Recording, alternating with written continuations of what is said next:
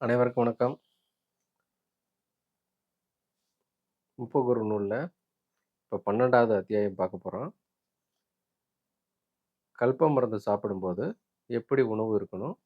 எப்படி பத்தியம் இருக்கணும்? அப்படின்றத பத்தி தான் இந்த வீடியோல நம்ம பார்க்க போறோம். முப்பகுரு நூல்ல ஏற்கனவே 1 முதல் 11 அத்தியாயத்த மேலோட்டமா பார்த்துருக்கோம். இப்ப நம்ம பார்க்கறது 12வது அத்தியாயம். இதுல உணவு முறை, பத்தியம் இத பத்தி கொஞ்சம் விரிவா சொல்லியிருக்காரு. இத கடைப்பிடிச்சா மட்டும் தான் கல்பம் நம்ம சாப்பிடும்போது உடல்ல ஐக்கியப்படும்.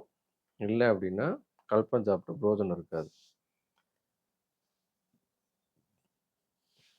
பச்சரிசி, பாசிப்பயிறு, மிளகு, சீரகம், தேங்காய் நெத்து, பசுநெய் சேர்த்து பச்சரிசியில பொங்கல் மாரி செஞ்சு, காலையில ஒரு வேளை மாத்திரம் பாதி வயித்துக்கு சாப்பிட சொல்றாரு. "ஒரு வேளை உண்பான் யோகி" அப்படின்னு சொல்லுவாங்கல்ல.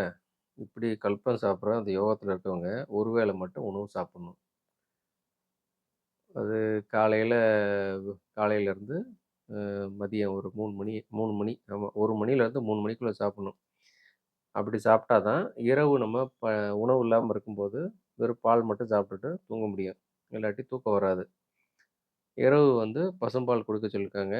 அந்த பால்ல சிறிது மிளகுத்தூளும், மஞ்சத்தூளும் கலந்து சாப்பிடுறது நல்லது. கொஞ்சம் கபம் கட்டாம இருக்கும்.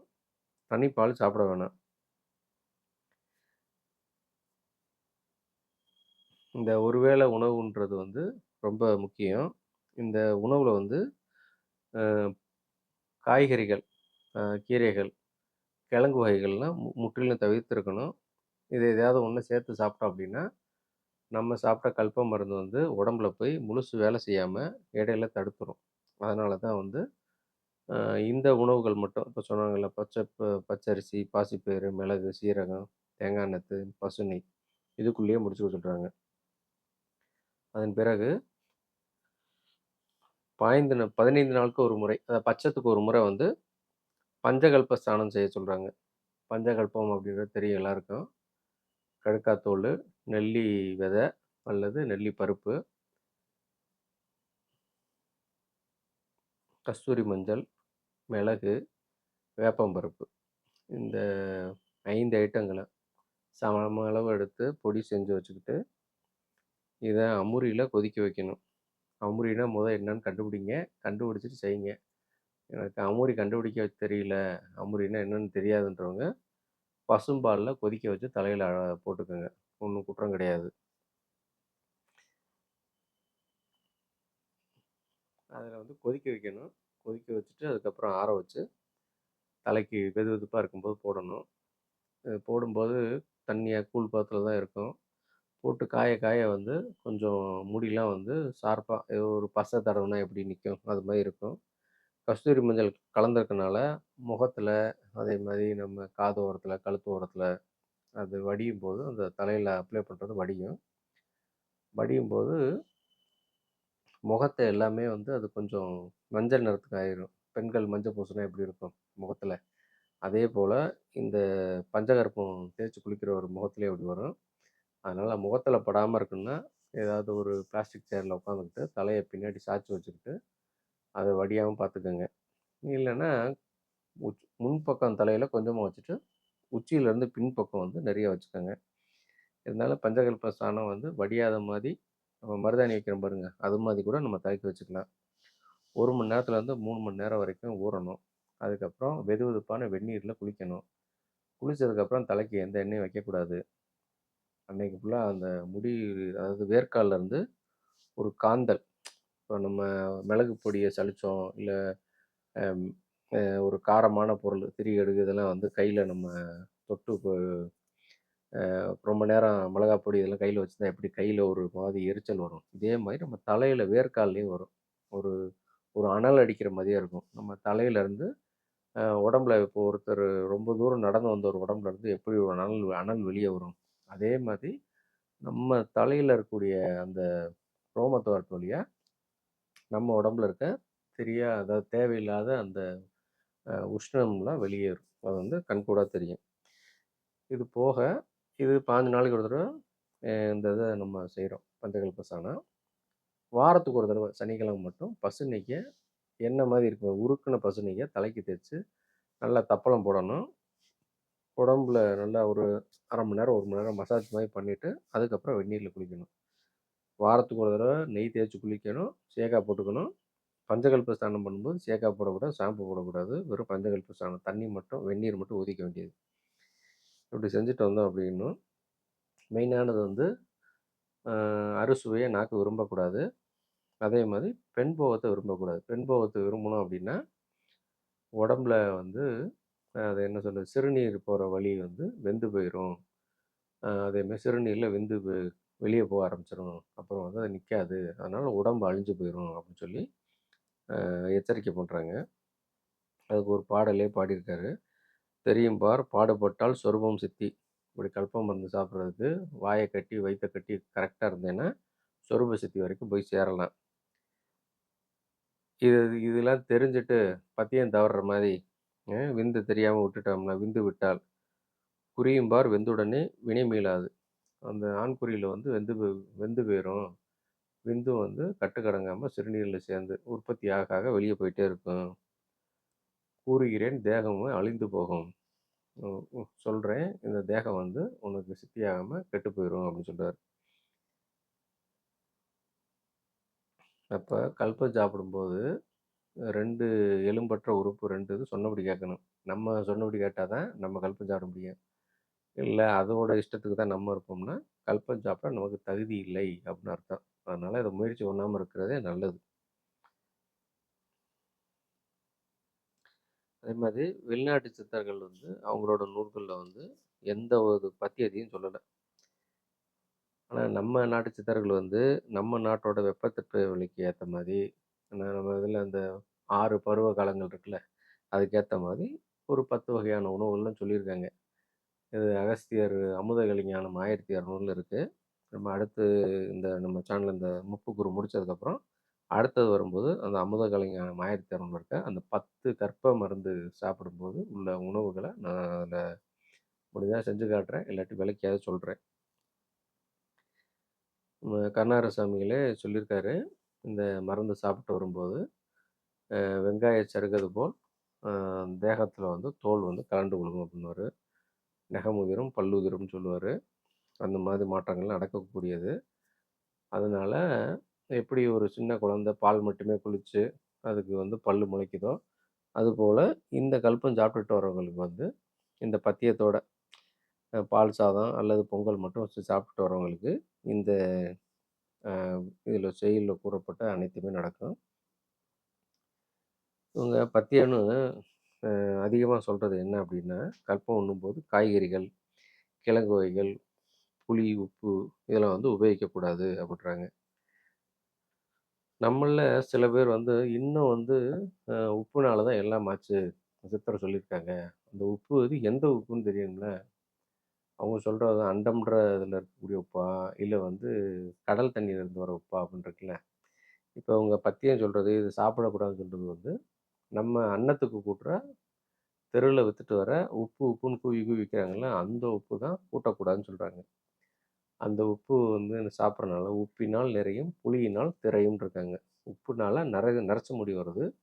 புளிப்புனால தோல் சுருக்கம் வருது. இந்த 2மே வந்து கல்பத்துக்கு எதிரி. அதனால இது 2யும் தவிர்க்கணும் அப்படின்னு சொல்றாங்க.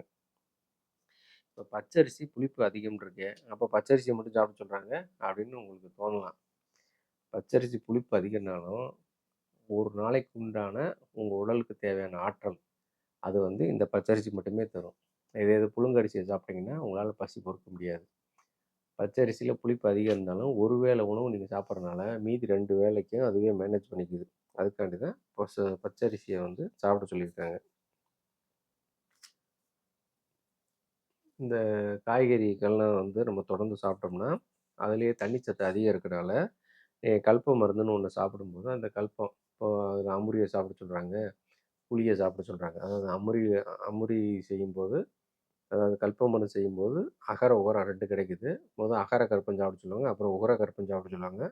அப்புறம் அகரமும், உகரமும் சேர்ந்த மகர கற்பத்த சாப்பிட சொல்லியிருப்பாங்க. இது முடிந்தவரை வந்து இதெல்லாம் வந்து நீர்மயமாகும். ஒரு புளி மாரி இருக்கிறனால, இந்த நம்ம காய்கனிகள்ல இருக்கக்கூடிய தண்ணி சத்து அதிகமா உடம்புல இருந்துச்சுன்னா, நம்ம இந்த கல்பமண்ணு சாப்பிடும்போது அதில இருக்க வேகம் வந்து குறைவாயிரும். அதான் "தீட்சைக்கு வேகம் இல்லை" அப்படின்றாரு. அது மாரி உங்க உடம்பு வந்து உடம்புல இருக்க அழுக்கெல்லாம் நீங்கி வெண்மையா மாறக்கூடிய உடம்பு வந்து, இந்த காய்கறிகள்லாம் சாப்பிட்டீங்க, கிழங்கு சாப்பிட்டீங்கன்னா, அது செங்கதிர் மாரி செவந்து போயிரும். கொசு கடிச்சா எப்படி நமக்கு செவந்து போகுது, ஒரு தடிப்பு வருது, அது மாரி ஆயிரும். அதே மாரி உடம்புல வந்து அ அ ஆசன்னத்தில வந்து போகக்கூடிய அதான் ஒரு புலி அப்படின்னு சொல்லக்கூடியது மலப்புலிய சொல்றாரு. இந்த மலம் வந்து கெட்டு போயிரும். அந்த மலம் போடும்போது எப்படி நமக்கு குழந்தைகள் வந்து அதிகமா இனிப்பு சாப்பிட்டா மலத்தில பூச்சி வருது. அது மாரி அ அந்த நம்மளோட அதாவது கல்பம் சாப்பிடக்கூடிய அவரோட மலத்தில வந்து புழுக்கள் வந்து அதிகமாயிரும். இதனால அந்த புழுக்கு அதிகமாச்சு அப்படின்னா, அ வாய் வந்து நாற ஆரம்பிச்சுரும். உடம்புல அதாவது அதிகமா ஊறல் எடுக்க ஆரம்பிச்சுரும். அதனால இதெல்லாம் வந்து அதாவது நமக்கு வந்து கேடு. நம்ம கல்பத்த முறிக்கிறது அப்படின்னு சொல்றாரு. மேன்மையா காரமெல்லாம் புழுக்கலாமே அப்படின்றாரு. இப்படி நம்ம சாப்பிடுறவங்களுக்கு அந்த மலம் வந்து புழுக்களா மாறிரும். அதனால புளிப்பாலு, உவர்ப்பாலு, துவர்ப்பாலு அப்படின்றாரு. புளிப்பையும் தவிரு, உவர்ப்பான பொருள் உப்பையும் தவிரு, துவர்ப்பான பொருள தவிரு. துவர்ப்பான பொருள ஏன் தவிர்க்க சொல்றாருன்னா, மலச்சிக்கல் ஏற்படுத்திரும். துவர்ப்பு சாப்பிட்டா மலம் கட்டும். அதனால அத தவிருங்க அப்படின்னு சொல்றாரு. அதே மாரி கர்ப்பங்கள் கொள்ளும்போது அதிக தூரம் நடக்கிறது, மழையில நனையிறது, அதிக காத்து, குளிர்ந்த காத்து, வாட காத்து அடிக்கும்போது உட்கார்றது, இதெல்லாம் வந்து தவிர்க்கணும். அதே மாரி ஊனான மனிதர் சஞ்சார மாய்கை அப்படின்னு. அதாவது கல்பம் சாதிக்கிறது வந்து ஓரளவுக்கு கொஞ்சம் அவுட்டர்ல போய் இருந்து சாதிக்கணும். மக்களோட மக்களா இருந்தோம் அப்படின்னா, அதிகமா பேசுறனாலயும், அதிகமா மற்ற விஷயங்கள டிஸ்கஸ் பண்றப்ப, மனது வந்து சஞ்சலப்பட்டு, நம்ம எந்த இலக்க நோக்கி போறோமோ, அந்த இலக்க பற்றி எண்ணம் தொடர்ந்து இருக்காம, கவனம் வந்து திசை திரும்புறதுக்கு வாய்ப்பு இருக்கு. அவங்களுக்கு ஏதாவது உதவி செய்ய போயி, நம்ம இருக்கிற இடத்த விட்டு நகண்டு போயி, மழையிலயோ, வெயில்லயோ, இல்ல பஸ் எதுவும் கிடைக்காம, இல்ல வண்டி எதுவும் பஞ்சர் ஆயிடுச்சுன்னா, உருட்டுற மாதிரிலாம் ஆயிரும். அதனால முடிஞ்ச வரைக்கும் தேவையான பொருள்லாம் சேர்த்து ஒரு இடத்துல உட்காந்துக்கிட்டு, உட்காந்து சாப்பிடு. அதிகமா பேசாத. அதிகமா அதாவது நடக்காத, வாட காத்துல உட்காராத அப்டின்னு சொல்றாங்க. சோம்பலும் தூ சோம்பலோட தூக்கத்தை தள்ளு அப்டின்றாரு. சோம்பல் அதாவது ஒரு வேலை செய்றதுல வந்து வேணா ஒரு வேளை ஒரு வேளை உணவு தான் சாப்பிடுறோம். அந்த எனர்ஜில வந்து அ அ கொஞ்சம் உடல் பலம் குறைவா இருக்கும். அந்த நேரத்தில வந்து நம்ம அன்றாடம் பார்க்கக்கூடிய காலை கடன் மத்தது முடிக்கிறது, நம்ம இருக்கிற இடத்த சுத்தமா வச்சுக்கிறது அப்டின்னு சொல்லி, பகல் நேரத்தில ஃபுல்லா கொஞ்சம் சுறுசுறுப்பாகவும் இருக்கணும். பகல்ல எக்காரணத்த கொண்டும் தூங்கக்கூடாது. இரவு வந்து குறைஞ்சது 3 மணி நேரம் தூங்கணும். இந்த கல்பம் சாப்பிட ஆரம்பிச்சுட்டோம்னா, தூக்கம் படிப்படியா குறைஞ்சுக்கிட்டே வரும்.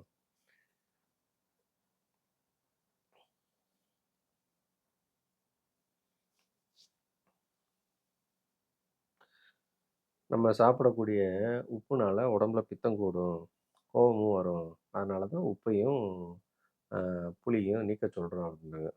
புளிப்பு அதிகமானா சோம்பல் வரும். உப்பு அதிகமானா கோவம் வரும். பித்தம் வந்து அதிகமாயிரும். அத குறைக்கிறக்காண்டி தான் அப்டி சொல்றோம் அப்டின்னாரு.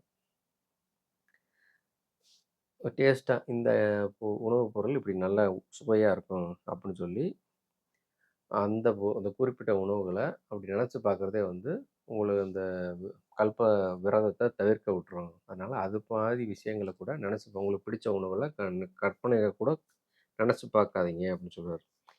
இந்த மாரி பாடல்கள் அந்தரங்க தீட்சாவிலிருந்து ஒரு சிலத எடுத்து எழுதியிருக்காரு.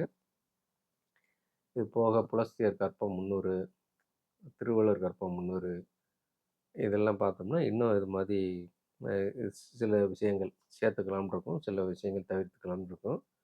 பொதுவா வந்து பால் சாதம் மட்டும் சாப்பிட்டுட்டு, அதேமாரி பச்சரிசியில இந்த பாசிப்பயிறு, மிளகு, சீரகம் இதெல்லாம் சேர்த்து, நெய் சேர்த்து பொங்கல் மாரி பண்ணி சாப்பிடுறது உத்தமம். இப்போ நம்ம கல்பம் சாப்பிடும்போது உணவு விதியும் பத்தியத்தை பற்றி பார்த்துருக்கோம். அடுத்து வர சாப்டரில் அத்தியாயம் 13ல் வந்து கற்பம் உண்ணும்போது என்னென்ன நோயெல்லாம் உண்டாகும் கற்பம் சாப்பிட்ற நபருக்கு அப்படின்ற விஷயத்த நம்ம அடுத்து பார்க்க போகிறோம். இந்த வீடியோ உங்களுக்கு பிடிச்சிருக்குன்னு நினைக்கிறேன். பிடிச்சிருந்தா லைக் பண்ணுங்கள், உங்கள் ஃப்ரெண்ட்ஸுக்கு ஷேர் பண்ணுங்கள். இது போல் அடுத்த வீடியோ கற்பம் உண்ணும்போது ஒதுக்கும் பிணிகள்ன்ற தலைப்பில் அடுத்த வீடியோவில் பார்க்குறேன். நன்றி, வணக்கம்.